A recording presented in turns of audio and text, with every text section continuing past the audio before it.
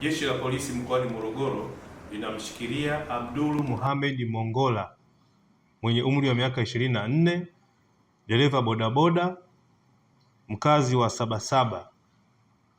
kwa tuhuma za kutoa taarifa za uongo kuwa ameibiwa sehemu zake za siri, yani nyeti zake, na kwamba mtuhumiwa huyo akiwa anafanya shughuli zake za bodaboda eneo la 88 hapa mjini Morogoro, aliitwa na abiria ambaye jina lake tunalihifadhi kwa sababu za kimaadili, na kumtaka ampeleke maeneo ya mjini kati. Mara baada ya kumpakia abiria huyo, bodaboda huyo aligundua kushikwa bega, ndipo alipoendesha pikipiki yake moja kwa moja hadi kituo cha polisi kidogo cha 88 hapa mjini Morogoro na kudai kuwa ameibiwa sehemu zake za siri na abiria huyo.